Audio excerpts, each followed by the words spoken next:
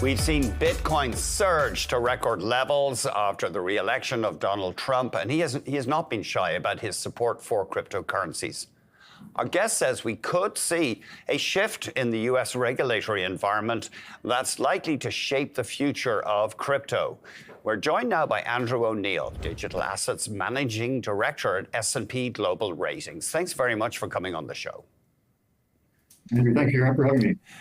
Just give us an idea of the current state of play. I think you argue that America has dragged its feet on regulating crypto compared to some other countries. That's right. So in other jurisdictions, whether that's in Europe or in Asia, we've seen regulators take steps to put in place frameworks for activities involved in crypto markets to regulate entities and particularly to regulate stablecoins. When we've looked at the discussions of regulation in the US, they've been fairly partisan relative to other jurisdictions. These should be fairly technical regulatory points that don't necessarily lend themselves to being partisan, but in the US they have been. And that's stymied progress so far. And there are a couple of points that we expect will happen probably early in 2025. Based on regulatory discussions that have happened previously and that have somewhat stalled. The first of those relates to stablecoins. So in Europe in particular, we have a regulatory framework for stablecoins.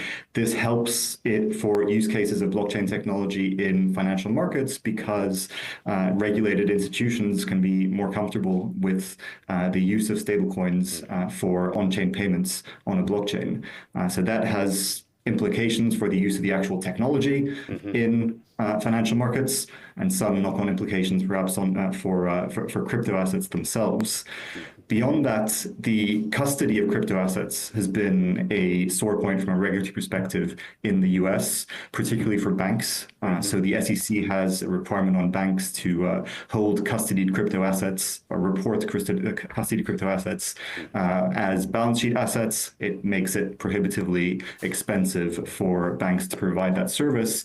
And so what we've seen in the US, particularly this year, as regulated exchange-traded funds around crypto assets, around Bitcoin and around Ether have emerged, that the custody for those funds has been provided by a very narrow and concentrated group of crypto companies primarily.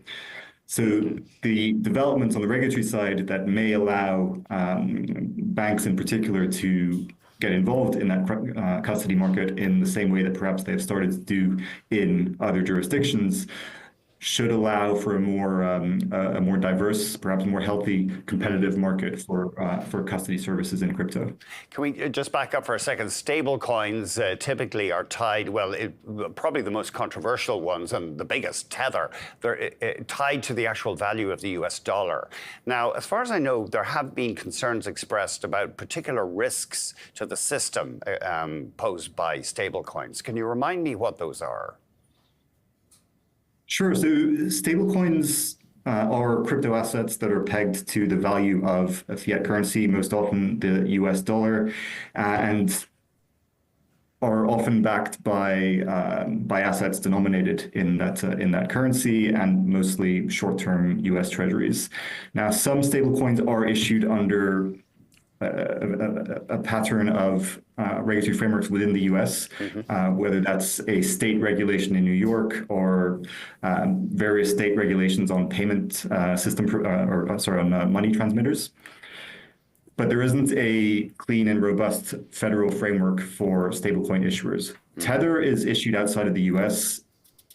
And doesn't fall under any regulation today. It has its own well-reported questions, but if there were to be a regulatory framework that emerged in the US, that would mean that those regulated stablecoins issued within the US could be used to enable cash payments, perhaps for financial securities issued on a blockchain. And that's an area of innovation that we've started to see grow in Asia, grow in Europe, and that we don't really see yet in the US because of this level of regulatory uncertainty. talk to us about this plan that's been proposed by a Republican senator that would see the Federal Reserve actually buy Bitcoin and something like 5% of the total supply. Why would America want to do that? That's right. So Senator Cynthia Lummis has put forward a proposal to build a strategic Bitcoin reserve. So under this proposal, over a 5-year period, the U.S. Fed would accumulate 1 million Bitcoin, which is approximately 5% of total supply. The idea being to hedge against national indebtedness and currency debasement. Mm-hmm. Now, this is a proposal. Whether this will go anywhere or not is very uncertain today. It's interesting to note, as of today, that if they were to go ahead with this plan, that amount of Bitcoin is more than the amount of Bitcoin that is newly issued each year. So clearly, there's potential for a shift in supply-demand dynamics and therefore price.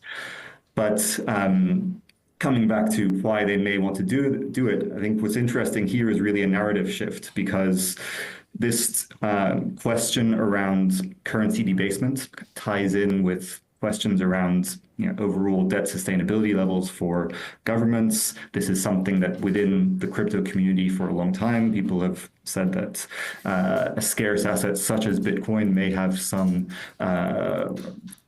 role to play in hedging against the debasement of fiat currencies through inflation. We've seen that argument come in made by various institutional investors, particularly this year, through the emergence of Bitcoin exchange-traded funds. Now we're seeing that argument emerge in policy circles. And again, if it gains traction or not, we'll see. But it's particularly interesting to see that the idea here that is being proposed is that the investment in a portion of the investment of a portion of the reserve into Bitcoin could allow to repay debt 20, 30 years down the line, based on the depreciation of fiat currency against Bitcoin. Thank you very much, Andrew.